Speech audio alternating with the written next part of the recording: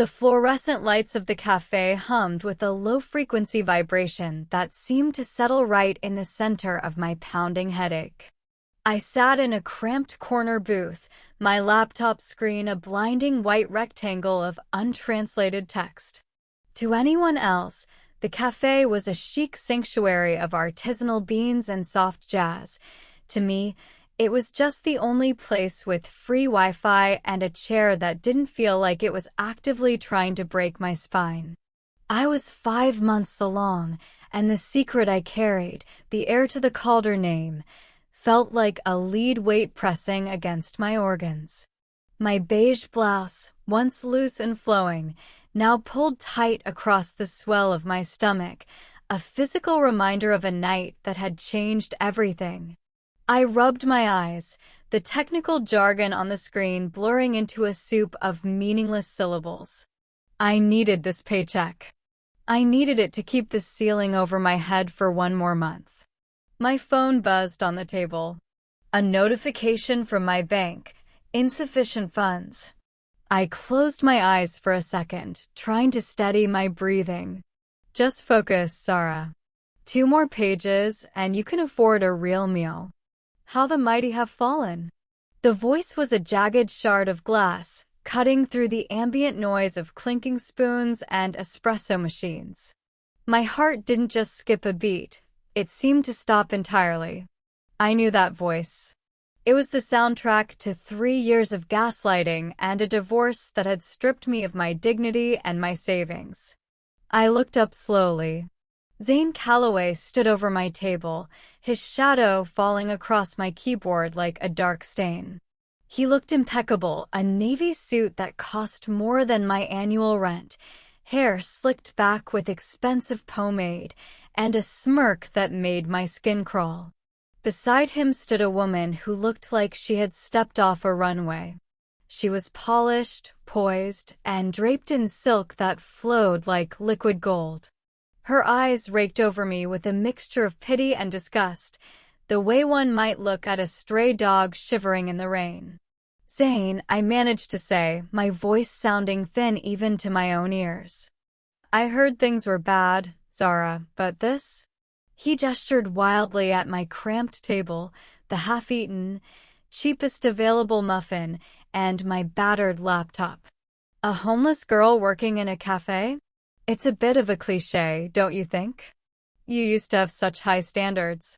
Now look at you.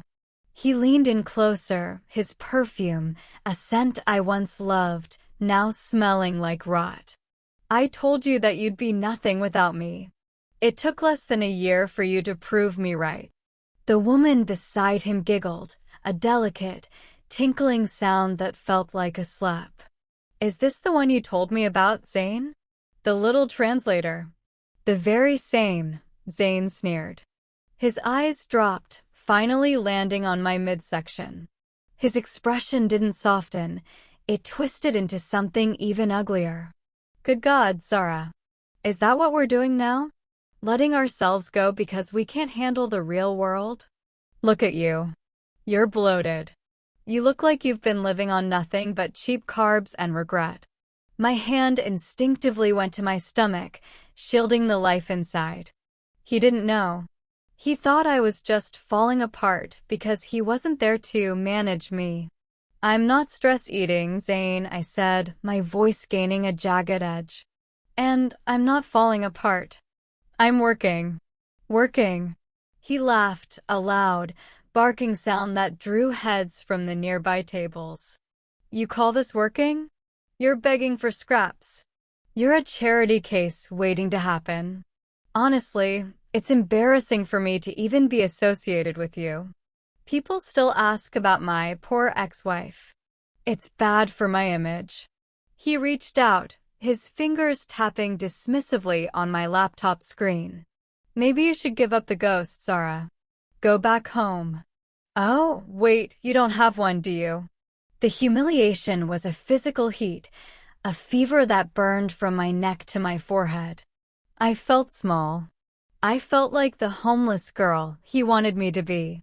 I felt the weight of the child I was carrying and the terrifying reality that I had no one to protect us.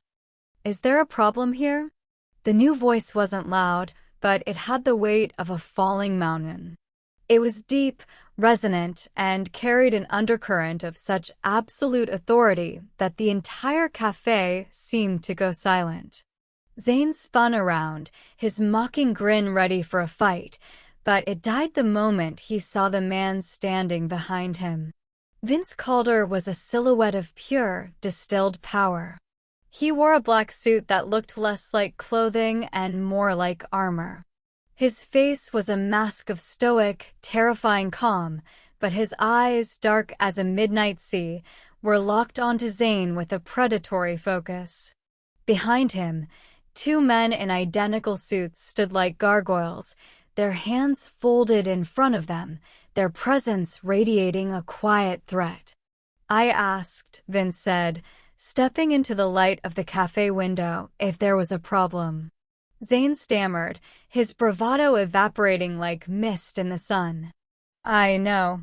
No problem. Just catching up with an old acquaintance. Someone who's fallen on hard times. Vince didn't look at Zane. He looked at me. His gaze softened for a fraction of a second as it swept over my tired face and then, with a strange, possessive intensity, rested on my pregnant belly. She hasn't fallen, Vince said, his voice dropping an octave, turning cold enough to frost the windows. She's simply been underprotected. A mistake that has just been rectified. If you believe that no matter how broken life feels, a woman can still rise, heal, and start again, subscribe to the channel. Like and tell me in the comment section where you are watching from. He turned his eyes back to Zane. The temperature in the room seemed to drop 10 degrees. You were leaving, weren't you? Zane opened his mouth to retort, but one of the men behind Vince took a single step forward. Zane's girlfriend grabbed his arm, her face pale. Zane, let's go. Now. Zane retreated, stumbling over his own feet, his mighty persona shattered into 1,000 pathetic pieces. He fled the cafe without looking back, leaving a vacuum of silence in his wake. Vince remained. He pulled out the chair Zane had just been leaning on and sat down. He didn't ask permission. He simply took up the space, effectively shielding me from the rest of the world. Zara Collins, he said, and the way he said my name made it sound like a title. You've been very hard to find. I stared at him, my heart hammering against my ribs. Who are you? He reached into his pocket and pulled out a heavy, embossed card, sliding it across the table toward my laptop. The man who is going to make sure no one ever speaks to you like that again. And the man who is going to take care of the heir you're carrying. I looked at the card, then back at him. The homeless girl was gone. In her place, a woman was beginning to realize that the world she knew was over, and a much more dangerous, powerful one was just beginning. The heavy glass door of the cafe clicked shut behind Vince Calder, leaving a silence so profound it felt like the air had been sucked out of the room. I sat frozen, my fingers trembling as they hovered over the heavy, cream-colored card he'd left on my table. It wasn't just a business card. It felt like a verdict. The gold embossed lettering simply read Calder with a private number etched beneath it. No title. No address. When you were a man like that, I suppose you didn't need them. I didn't call. I couldn't. Instead, I packed my laptop with shaking hands and retreated to the only place I had left, a cramped, third-floor walk-up in a neighborhood where the streetlights hummed and the sirens never stopped. For 3 days, I tried to pretend the encounter hadn't happened. I buried myself in the translation of a chemical patent, ignoring the dull ache in my lower back and the way my stomach tightened whenever I thought of Zane's mocking laugh. But the world had a way of reminding me exactly where I stood. On the 4th morning, a sharp, Rhythmic pounding at my door startled me from a shallow sleep. I opened it to find a man in a cheap polyester suit holding a thick manila envelope. "Zara Collins?" he asked, his voice bored. "Yes, you've been served." He handed me the envelope and disappeared down the dark hallway before I could find my voice. I sat on the edge of my mattress, the only piece of furniture I still owned, and tore the seal. My breath hitched. It was a legal filing from Zane's high-priced attorneys. He wasn't just mocking me anymore, he was coming for blood. The document was a petition for nullification of asset division, alleging that I had hidden assets during our divorce. It was a lie, a blatant fabrication designed to drag me back into a courtroom I couldn't afford, to strip away the meager settlement that was currently keeping me from the sidewalk. A sticky note was attached to the back page. In Zane's familiar, arrogant handwriting, it read, "I told you I'd see you on the streets, Zara. Unless you want to come beg for a settlement in person?" I might be feeling generous. The room felt like it was spinning. My bank account held exactly $42. My lawyer had stopped taking my calls a week ago. I was being buried alive by a man who had more money than conscience, and I was carrying a child that, if Zane ever found out, he would use as a chess piece to destroy me further. My eyes fell on my purse, where the heavy, gold-embossed card was tucked into the side pocket. "The man who is going to make sure no one ever speaks to you like that again." Vince's voice echoed in my mind, low and steady. I knew who he was. Everyone in this city knew the name Calder. They were the shadows behind the skyscrapers, the silent force that kept the city's gears turning.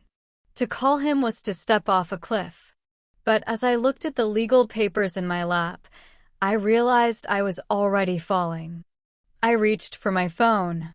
My heart hammered against my ribs, a frantic, rhythmic thrumming that felt like it was echoing the heartbeat of the life inside me. I dialed the number. It didn't ring.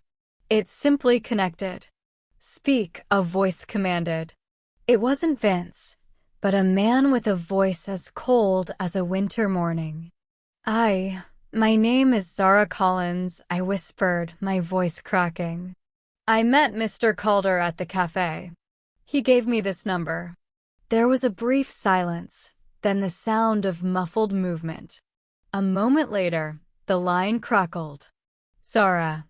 The way Vince said my name, deep, calm, and oddly familiar, made the tension in my chest snap. I didn't mean to cry, but the first sob broke through before I could stop it. "He served me," I choked out, the words tumbling over each other. "Zane. He's suing me for money I don't have. He wants to leave me with nothing. I don't have a lawyer I don't have. I don't know what to do." "Where are you?" Vince asked. There was no pity in his voice, only a terrifyingly focused intent. I gave him my address, feeling a strange sense of shame as I described the dilapidated building. "Stay inside," Vince said. "Lock your door. My driver will be there in 20 minutes. Bring your laptop and the papers. You won't be returning to that apartment." "Wait, I can't just." "Zara," he interrupted softly. "The time for just is over. Do you want to survive this?" I looked at the peeling wallpaper and the stack of legal threats. I looked at my hands, which were finally beginning to stop shaking. "Yes," I said. "Then trust me." The line went dead. I moved in a daze, throwing my few belongings into a single suitcase. Exactly 19 minutes later, a sleek, black SUV with tinted windows pulled up to the curb. A man who looked like he was carved from granite stepped out, scanned the street with predatory precision, and headed straight for my door. As I climbed into the back seat, the leather smelling of expensive cedar and power, I looked back at my crumbling apartment one last time. I was leaving the homeless girl behind. I didn't know where I was going, but for the first time in months, I didn't feel like I was fighting alone. I was heading into the heart of the empire, and God help anyone who stood in the way. The SUV glided through the city like a silent predator, the neon lights of the downtown district blurring into long, jagged streaks of color against the tinted glass. I sat huddled in the back seat, clutching my laptop bag and the manila envelope as if they were the only things keeping me tethered to the earth. We didn't stop at a corporate office or a sterile skyscraper. Instead, the vehicle veered into a private, high-security estate shielded by towering iron gates and a canopy of ancient oaks. When the door opened, I was ushered into a home that felt less like a residence and more like a fortress of glass and marble. The air inside was cool and smelled of expensive lilies and old books. "Mr. Calder is finishing a meeting," the driver said, his voice low. "He requested you wait in the library. Nyla is expecting you." My heart hammered. I had heard whispers of the Calder inner circle, but the name Nyla was spoken with a specific kind of reverence in the city's legal and social columns. She was the family's architect, not of buildings, but of destinies. The library was a sprawling room with floor-to-ceiling shelves and a desk carved from a single slab of dark walnut. Seated behind it was a woman who looked like a sharper, more elegant reflection of the power Vince radiated. Her hair was a sleek bob, her suit a sharp, ivory white that looked lethal against her tan skin.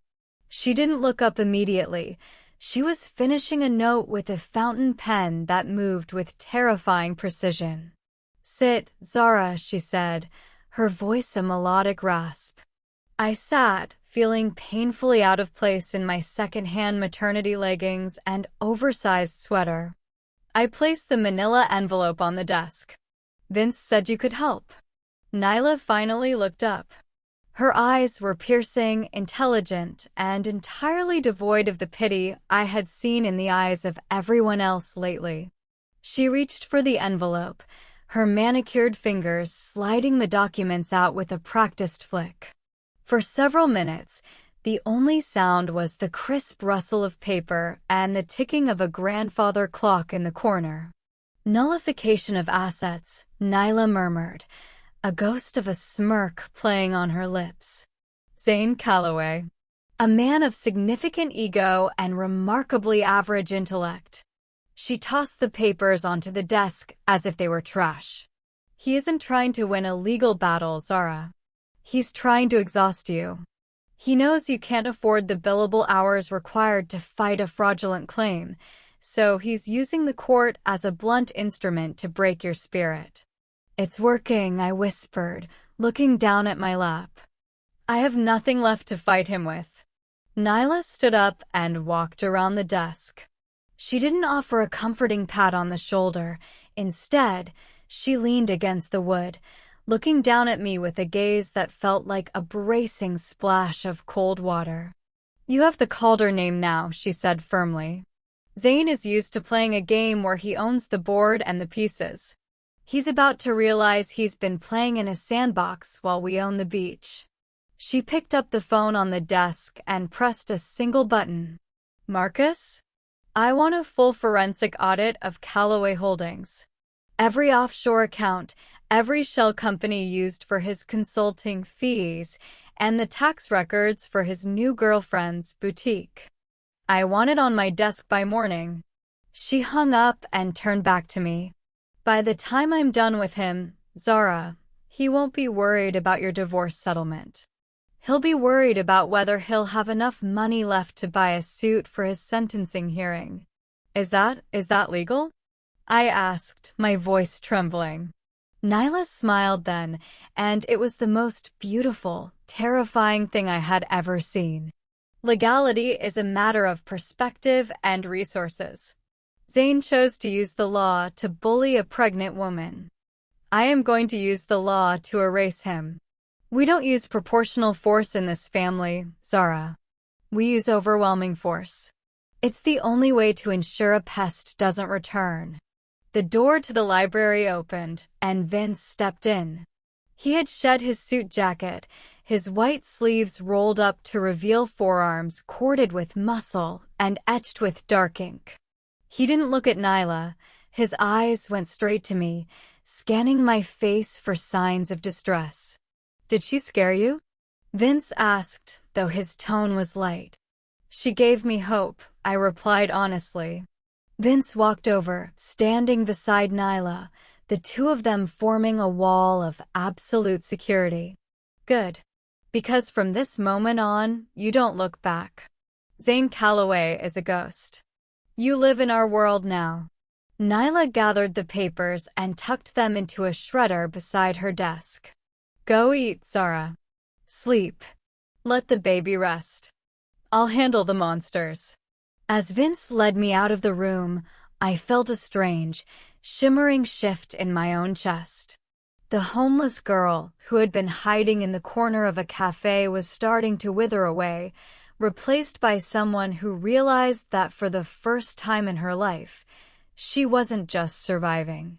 She was being armed. The transition from my crumbling apartment to the Calder estate was more than a change of scenery. It was a shift in the very laws of physics. In my old life, every minute was a calculation of survival, counting pennies for the bus, measuring the remaining milk in the carton, weighing the cost of a phone call. Here, the silence was heavy, expensive, and absolute. A few days after my arrival, a young man in a dark suit escorted me to a sun-drenched office on the second floor. It was far removed from the library where Nyla worked, tucked away in a wing of the house that hummed with a different kind of energy. On the desk sat a brand-new, high-end laptop and a stack of folders bound in black leather. "Mr. Calder is waiting for you," the man said, gesturing toward the interior of the room. Vince was standing by the window, looking out over the manicured grounds. He turned as I entered, his presence immediately filling the space. He didn't look like a boss in that moment. He looked like a guardian. "You told me you were a translator, Zara," he said, his voice low and resonant. "I have work that requires a specific kind of discretion. Technical skill is common, but loyalty is a rare currency. I'm hoping you have both." He gestured to the leather folders. "These are shipping manifests and legal contracts from our European partners. They're written in a dialect of Italian and a specific legal French that our standard software can't quite bridge. I need them to be perfect. No errors, no omissions." I sat at the desk, my hand instinctively resting on the swell of my stomach. "I can do that. But what am I actually looking at, Vince?" He walked over, leaning one hand on the desk, his shadow falling over the papers. "You're looking at the blood of the city. Logistics, trade, security. We move things that keep the world turning. Some of it is simple commerce. Some of it is more complex." I opened the first folder. At first glance, it looked like standard import data. But as I began to read, the scale of it started to dawn on me. These weren't just lists of goods. They were blueprints for influence. There were records of port authorities in 3 different countries, consultation fees that looked like the GDP of a small nation, and security protocols that read like military deployments. As my fingers flew across the new keyboard, I realized that I wasn't just translating words, I was decoding an empire. The names on the documents were familiar: senators, CEOs, judges, names I had seen on the news my entire life. And here they were, listed as associates or obligations under the Calder header. The scale of it was dizzying. I felt a sudden, sharp pang of vertigo. For months, I had been terrified of Zane Calloway. I had seen him as an all-powerful giant who held my life in his hands. But looking at these documents, I realized Zane was nothing. He was a small, mean man playing a small, mean game. In the world Vince lived in, men like Zane were barely a footnote. "You've gone quiet," Vince noted. He hadn't moved. He was watching me work with a quiet, intense curiosity. "I didn't realize," I whispered, staring at a contract for a private terminal in Trieste. "I didn't realize how much you control." "Control is an illusion, Zara," Vince said, his voice dropping an octave as he moved slightly closer. "We manage chaos. We provide order where there is none. And in return, we earn the right to protect what is ours." His hand moved, not to the papers, but to the edge of the desk near mine. He didn't touch me, but I could feel the heat radiating from him. "The man you were afraid of," Vince continued, his eyes locked on mine, "Zane. He lives in a world of rules that he bends to hurt people. I live in a world where the only rule is my word. Do you understand the difference?" I nodded slowly. The fear I had been carrying, the constant, low-level vibration of anxiety, began to transform into something else. It was still a kind of fear, but it was grounded in awe rather than helplessness. I was in the lion's den, yes, but for the first time, I realized the lion wasn't looking at me as prey. He was looking at me as part of the pride. "Good," Vince said, a small, rare smile touching his lips. "Finish those files. Then we'll have dinner. You need to eat for two."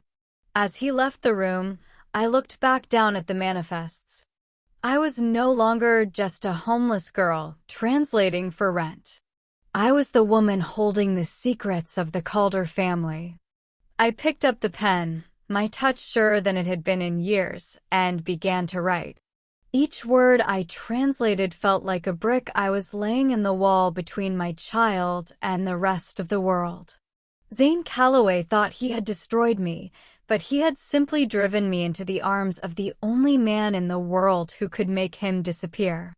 The shift in my life was marked not just by the grand scale of the Calder Empire, but by the quiet, domestic intrusions of the man who ran it. As the days bled into a rhythm of high-stakes translation and legal strategy, the distance between employer and protector began to dissolve. It started with the meals. I was hunched over the laptop, deep in a complex dialect of Neapolitan contract law, when the heavy oak door to my office pushed open.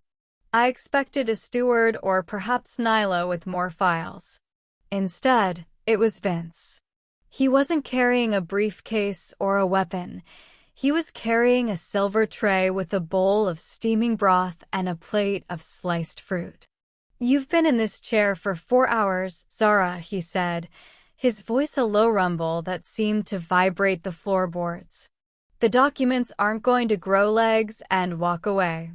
But your blood sugar might." "I just wanted to finish this section," I murmured, feeling a strange flutter in my chest that had nothing to do with the baby. I started to reach for the laptop to save my work, but his hand, large, warm, and calloused, came down gently over mine, stopping the motion. "The work is infinite. Your health is not." He set the tray down on the corner of the desk, effectively covering a pile of shipping manifests. He didn't leave. He pulled up a chair and sat across from me, watching with a steady, unblinking intensity as I took the first spoonful of soup. It was a surreal sight. The city's most feared man, the shadow king of the docks and the boardrooms, meticulously peeling an orange for a woman he had found in a corner booth of a cafe. He worked with the same surgical precision he applied to his business, removing every bit of white pith before offering me a slice. "Is this part of the job description?" I asked, trying to keep my voice light despite the way my heart was racing. "Does the boss personally oversee the nutrition of all his translators?" "Only the ones carrying something I value," he replied. His eyes dropped to my stomach, and for a fleeting second, The terrifying hardness in them melted into something almost tender. Nyla told me about the audit. Zane is starting to scramble. When a man like that realizes he's losing, he stops using lawyers and starts using desperation. I don't intend to give him an opening. The realization hit me then. This wasn't just about food. This was a vigil. Vince wasn't just bringing me meals, he was standing guard. He was personally overseeing my safety because he didn't trust the world outside these walls to keep us hidden. Over the next week, he became a constant, silent shadow in my periphery. He would appear in the doorway when I was stretching my aching back, insisting I walk the garden paths with him for the circulation. He would linger in the office late at night, nursing a glass of scotch while I finished my last pages, his presence a silent promise that the door stayed locked to everyone but him. One evening, as the sun dipped below the horizon, painting the office in bruised purples and golds, I felt a sharp, sudden pressure from within. I gasped, dropping my pen. Vince was at my side in a heartbeat, his hand hovering near my shoulder, his entire body coiled like a spring. "What is it? Are you in pain? Should I call the doctor?" "No," I breathed, a smile breaking across my face for the first time in months. I took his hand, the hand that held the power to ruin lives, and pressed it against the side of my stomach. "There. Do you feel that?" The baby kicked, a solid, rhythmic thud against his palm. Vince froze. The air in the room seemed to thicken. For a long moment, he didn't move, his eyes locked on mine with an expression of raw, unfiltered shock. The man who managed chaos, who provided order to a violent city, looked completely undone by a single movement from a child that wasn't even his. "He's strong," Vince whispered, his voice thick. He didn't pull his hand away. Instead, he splayed his fingers, his touch protective and possessive all at once. "She might be a girl," I corrected softly, laughing. "Strong, regardless," he insisted, finally meeting my gaze. In that moment, the bodyguard's shadow felt less like a cage and more like a sanctuary. I realized then that Vince wasn't just protecting an heir or a translator. He was protecting a part of himself he had thought was long dead. The homeless girl Zane had mocked was gone. In her place was a woman who was beginning to understand that being underprotected was a crime Vince Calder would never allow to happen again. The following morning, the atmosphere in the estate felt sharpened, like a blade freshly honed. I found Nyla in her command center, a room filled with sleek monitors and the low hum of cooling fans. Unlike the quiet library, this room vibrated with the kinetic energy of an active hunt. She didn't look tired, despite the shadows under her eyes. She looked invigorated. "Zara, perfect timing," she said, tapping a key that brought up a complex web of flowcharts on a central screen. "I told you Zane was average. I was wrong. He's actually quite stupid when he's arrogant." I stepped closer, the weight of the pregnancy making me move slowly, but my mind was racing. "What did you find?" "Zane's been playing a dangerous game with his firm's escrow accounts," Nyla explained, her fingers dancing across the keyboard. "He didn't just hide assets from you during the divorce.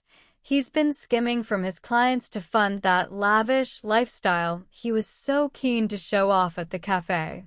He thought he was clever, burying the transfers in offshore consulting shells, but he used the same routing suffixes for his new girlfriend's boutique expenses. It's a trail of breadcrumbs even a first-year law student could follow, provided they had the Calder family's access to the back-end servers of the Caymans." She turned the monitor toward me. A series of red flags blinked next to Zane's signature on digital documents. It was a map of a man's ruin. He filed that petition to nullify your assets because he's hemorrhaging cash, Nyla continued, her voice cold and precise. He needed to claw back your settlement just to keep his head above water. But by filing that suit, he opened the door for discovery. He handed me the keys to his own prison cell. The sheer scale of her vengeance was breathtaking. In my world, a legal battle was a defensive struggle for survival. In Nyla's world, it was an offensive strike designed to leave the enemy with nothing but the clothes on their back. I've already leaked the preliminary audit to his biggest silent partners, she said, a predatory smile touching her lips. By noon, they'll be pulling their capital. By tonight, the ethics board will receive an anonymous tip regarding his escrow mismanagement. Zane isn't the hunter anymore, Zara. He's the one being chased. Just then, the door opened and Vince walked in. He took in the glowing screens and Nyla's triumphant expression, then moved to stand behind me, his hand resting firmly on the back of my chair. It was a silent gesture of solidarity that I had come to rely on. "The hunt is on, then?" Vince asked. "He's already caught," Nyla replied. "He just hasn't felt the teeth sink in yet. He called my office 10 minutes ago, sounding frantic. He wanted to discuss a private settlement to drop all charges against Zara. He even offered to double her original alimony if we made the audit disappear." I felt a surge of cold triumph. The man who had mocked me as a homeless girl was now begging for mercy from the shadows I inhabited. "And what did you tell him?" I asked. Nyla leaned back in her chair, her ivory suit gleaming under the stark office lights. "I told him that the Calder family doesn't settle. I told him to enjoy his navy suits while he still has a closet to hang them in. And then I hung up." Vince's grip on the chair tightened slightly. "He'll be desperate now. Desperate men are prone to making loud, messy mistakes. They stop thinking about balance sheets and start thinking about revenge." "Let him try," Nyla said, her eyes flashing. "Every move he makes now only tightens the noose. He thought he could use the law to humiliate you, Zara. Now, the law is going to dismantle him piece by piece." I looked at the red flags on the screen, then at the powerful siblings flanking me. For the first time, the fear that had defined my life for years wasn't just gone, it was replaced by a cold, hard clarity. Zane Calloway had tried to destroy me because he thought I was alone. He was about to learn that I was now the heart of a family that never forgot an insult and never lost a war. "Thank you, Nyla," I whispered. "Don't thank me yet," she replied, her eyes returning to the monitors. "The best part is watching the fall. And Zane Calloway is about to have a very long way to drop." The victory in the legal arena brought a temporary stillness to the estate, but it was the kind of silence that preceded a storm. While Nyla systematically dismantled Zane's life from behind her monitors, the physical reality of my pregnancy was becoming impossible to ignore. The baby was restless, moving with a newfound strength that seemed to mirror the chaotic world I had been pulled into. Late that evening, I was tucked into the oversized velvet armchair in the library, a book resting forgotten in my lap. The fire in the hearth crackled, casting long, dancing shadows across the rows of leather-bound volumes. I felt heavy, not just with the child, but with the realization of how far I had traveled from that lonely cafe booth. The heavy door creaked open, and Vince stepped in. He had traded his suit jacket for a charcoal sweater, the casualness of the fabric making him look broader, more grounded.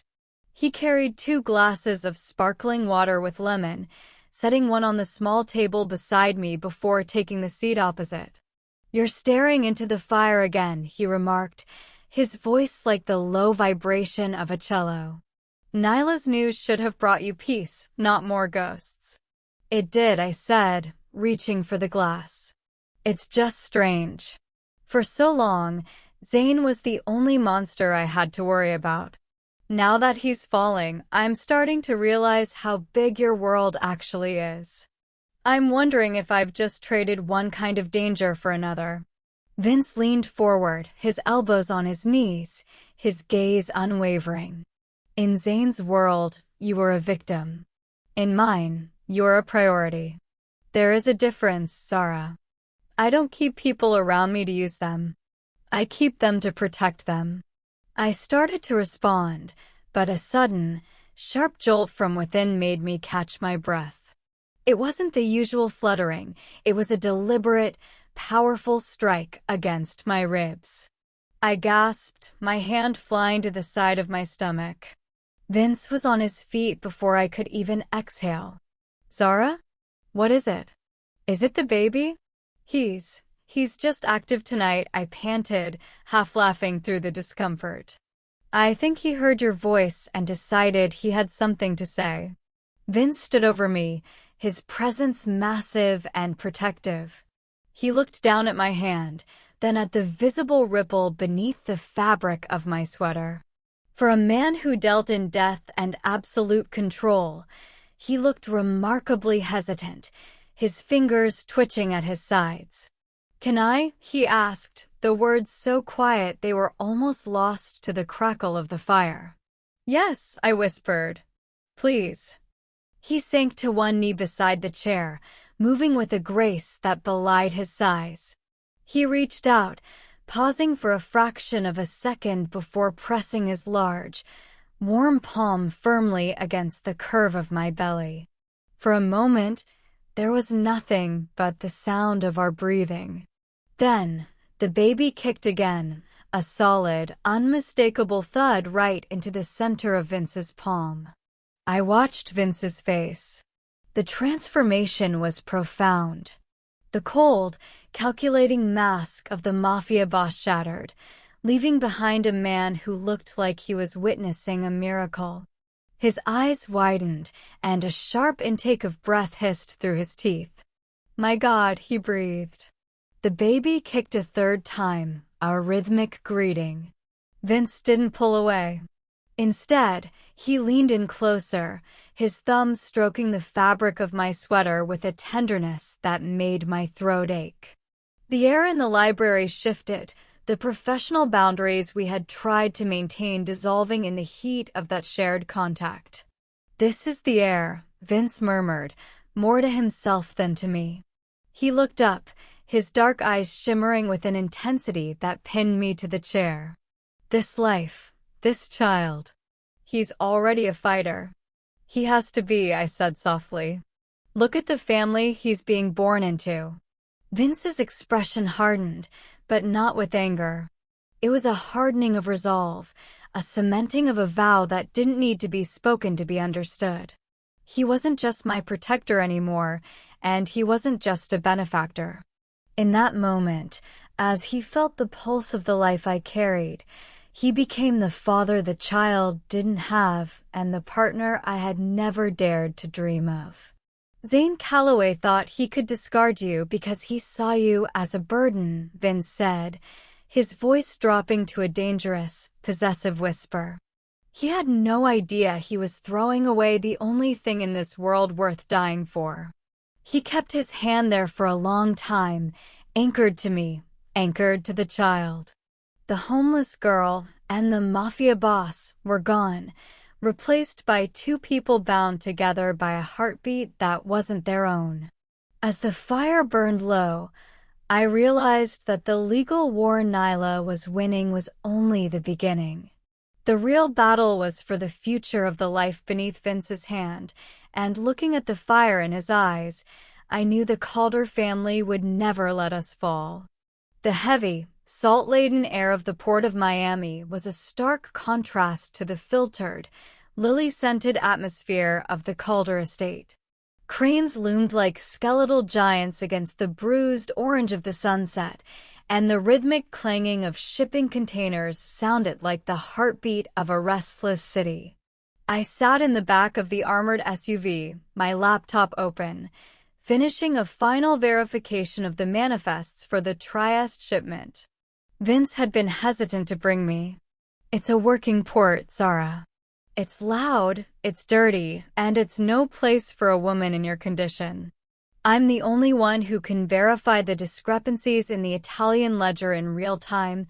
I had countered, meeting his gaze. And I'm tired of being a ghost in your house. I need to see the world I'm translating. He had relented, but only under a blanket of security that felt like a military operation. Now, as the SUV sat idling near a cluster of blue containers, Vince was 50 yards away, speaking low and fast to a group of men in high-visibility vests. His eyes, however, never stayed off the car for more than a few seconds. Everything looks correct, I murmured to myself, clicking save. Suddenly, the air didn't just feel heavy, it felt pressurized. A black sedan, lights off, drifted into the lane parallel to us. It was moving too slowly, too deliberately. I remembered the drills Vince had insisted on during our walks in the garden, the ones I thought were just for my circulation. If the rhythm of the room changes, Zara, you don't wait for permission. You move.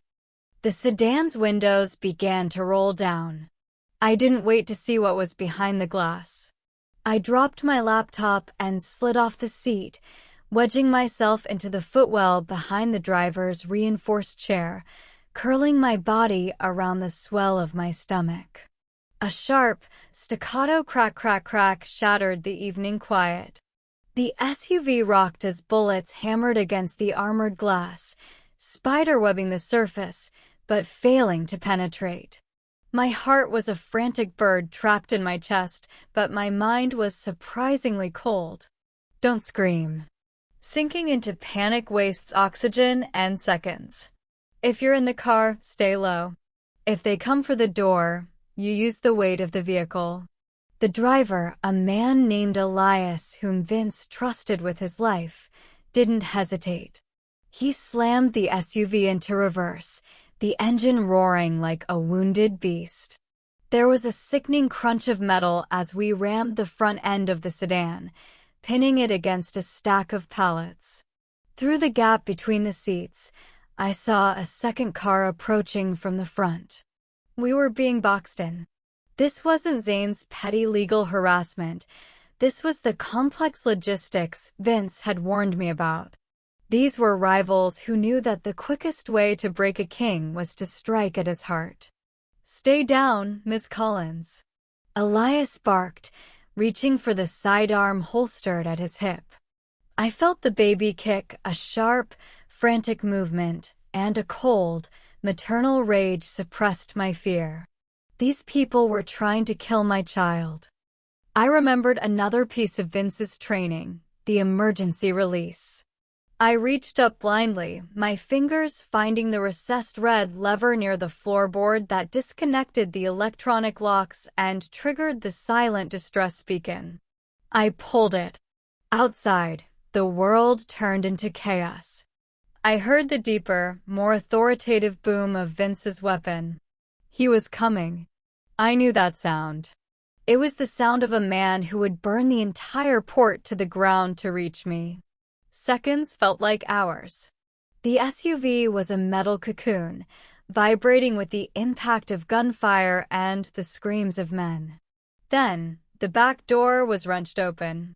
I flinched, pulling myself tighter into a ball, until a familiar scent reached me: wood smoke, expensive scotch, and a hint of gunpowder. Zara. Vince's voice was ragged, stripped of its usual calm. He reached in, his large hands trembling as they hooked under my arms to pull me out of the footwell. He didn't care about the manifests or the shipment. He swept me into his arms, shielding my entire body with his own, his chest heaving. Are you hurt? Did you hit your head? He was checking me with frantic, searching hands, his eyes searching mine for any sign of fading. I'm okay, I choked out, clutching the lapels of his coat. The baby? I followed the drill, Vince. I stayed low. He squeezed his eyes shut for a second, pressing his forehead against mine. The cold, Lethal Mafia boss was gone. In his place was a man who looked like he had just stared into the abyss and barely made it back. Around us, the docks were a graveyard of smoke and twisted metal. The rivals had been neutralized with the overwhelming force Nyla had promised. Vince stood up, still holding me tight, as his men moved to secure the perimeter. He looked toward the horizon, his face settling into a mask of such terrifying, absolute vengeance that it made the air turn cold. "They made a mistake," Vince whispered into my hair. "They thought you were my weakness. They're about to find out you're the only reason I haven't destroyed this city yet." As he carried me back toward a fresh car, I realized the homeless girl had truly died in that SUV. I was a Calder now. And in this family, we didn't just survive ambushes, we ended the people who sent them. The aftermath of the port ambush hadn't just sparked a war, it had accelerated a funeral. While I recovered in the safety of the estate, Nyla's financial traps snapped shut with a sound that reverberated through the city's upper crust. Zane Calloway, the man who had built his life on the fragile glass of his own ego, was about to watch it shatter in the most public way possible. The morning of his downfall, Vince walked into the breakfast nook and placed a tablet on the table. He didn't say a word, but the cold satisfaction in his eyes told me everything. On the screen was a live news feed from the steps of Zane's prestigious firm. "Watch," Vince said softly, his hand resting on my shoulder. The scene was chaotic. Blue and red lights pulsed against the granite pillars of the Calloway building. Federal agents were streaming through the revolving doors, carrying crates of files and hard drives, the very evidence Nyla had meticulously organized for them. And there, in the center of the storm, was Zane. He looked nothing like the polished predator from the cafe. His expensive navy suit was rumpled, his hair, usually so perfectly styled, was disheveled, and his face was a mask of pale, sweating panic. Two officers were lead-lining him toward a waiting cruiser. "He's being charged with grand larceny, racketeering, and the misappropriation of over $4 million in client escrow funds," Vince noted, his voice devoid of pity. "The Bar Association suspended his license an hour ago. He's finished." But the true justice fantasy came moments later. As the officers pushed Zane toward the car, a black SUV identical to the ones in Vince's fleet slowed to a crawl just feet away. The back window rolled down halfway. Zane, sensing a chance for help or perhaps just desperate for a familiar face, lunged toward it. "Help me," he shouted, his voice cracking. "Call my partners. Tell them there's been a mistake." The window rolled down further, revealing Vince. He didn't look angry, he looked bored. Beside him, I leaned forward into the light, letting the sun catch the high-end silk of my dress and the unmistakable curve of my pregnancy. Zane froze. His eyes darted from Vince, the man the entire city whispered about in terrified tones to me. The realization hit him like a physical blow. He looked at the way Vince's hand moved possessively toward me, and he looked at the sheer, unyielding power radiating from the man he had dared to mock a few weeks prior. The homeless girl wasn't just surviving. She was being worshipped by the king of the very underworld Zane had tried so desperately to emulate. "Zara," he gasped, his voice barely a whisper. You're with him?" "I'm not with anyone, Zane," I said, my voice steady and cold, carrying easily over the roar of the crowd. "I'm a Calder now.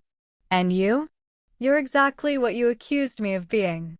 You're a man with no home, no future, and no one left to beg." Vince looked at the officer holding Zane's arm. "Take him away. He's cluttering the street." As the cruiser door slammed shut on Zane's horrified face, The SUV pulled away. I watched him through the rear window, a small, shrinking figure in a sea of flashing lights. The man who had tried to starve me, who had mocked my weight and my worth, was being hauled off to a cell where his name meant nothing and his money no longer existed. Back at the estate, the silence felt different. It was no longer the silence of hiding, it was the silence of a clean slate. "It's over," I whispered, feeling a strange lightness in my chest. "For him, yes," Vince replied, turning to me and taking both of my hands in his. "But for us, the world is just beginning to open up." He was a shadow, Zara. You don't have to look back at shadows anymore. I leaned my head against his chest, the heartbeat of the most dangerous man in the city steady and strong beneath my ear. The mighty had fallen, but I had been caught by something far more powerful than the fall. I was no longer a victim of a small man's cruelty. I was the protected heart of a titan's empire. The transition from the chaos of the streets to the absolute stillness of the Calder nursery felt like a dream I was finally allowed to inhabit. For months had passed since Zane's arrest, and in that time, the estate had become more than a fortress, it had become a home. The nursery was painted in soft, muted tones of sage and cream, a stark contrast to the cold, fluorescent world I had once escaped. I was standing by the tall windows, watching the first light of dawn touch the oak trees, when the first real contraction gripped me. It wasn't the dull ache I had grown used to, but a fierce, rhythmic pulse that signaled the end of one journey and the beginning of another. I didn't panic. I didn't reach for a phone to call an attorney I couldn't afford. I simply breathed, knowing that the moment I moved, a world of protection would snap into place. "Vince," I called softly into the hallway. He was there before the word had fully left my lips. He had been sleeping in the chair in the next room for a week, never more than a few feet away. He swept into the room, his eyes instantly searching mine. He didn't ask if I was sure. He simply saw the way I held my stomach and moved to support my weight. "It's time," he said, his voice a steady anchor in the rising tide of my pain.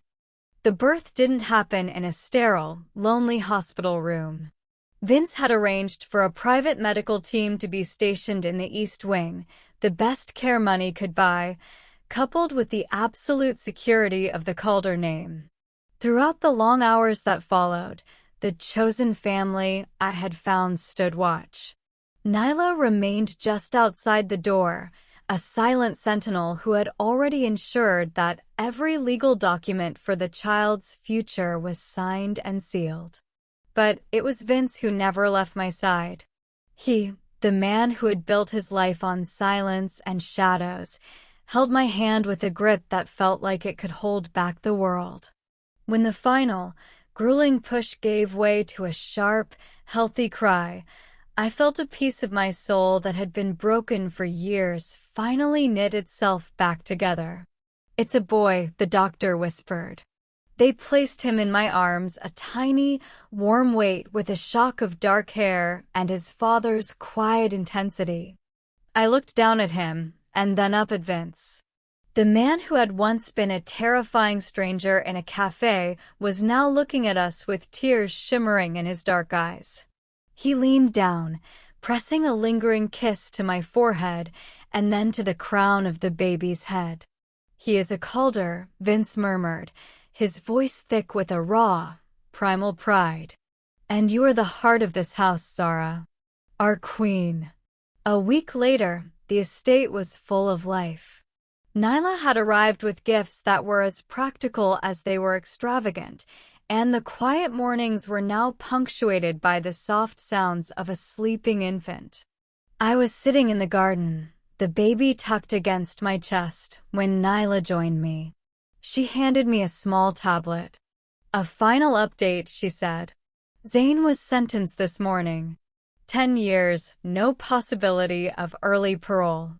His assets have been liquidated to pay back the clients he robbed. He'll never be a threat again. I looked down at the news alert, then at the peaceful garden around me. I thought back to the girl in the cafe, the one who had hidden her pregnancy under oversized sweaters and prayed the coffee wouldn't go cold. She was a stranger to me now. Vince appeared from the house, walking toward us with the easy, predatory grace that used to frighten me but now brought me nothing but peace. He sat on the edge of my stone bench, his hand moving naturally to rest on my knee. "The world is quiet today," I said, leaning my head against his shoulder. "It's quiet because you made it so," Vince replied. "You fought your way here, Zara. We just provided the walls." But I knew better. I hadn't just found a protector. I had found a place where I was valued not for what I could give, but for who I was. The homeless girl had found her kingdom. As the sun warmed my skin and the heir of the Calder family slept in my arms, I realized that the greatest power wasn't in the manifests or the weapons or the money. It was in the family we had built from the ruins of our pasts. I was no longer running. I was home. And in the world of the Calders, that was the greatest victory of all.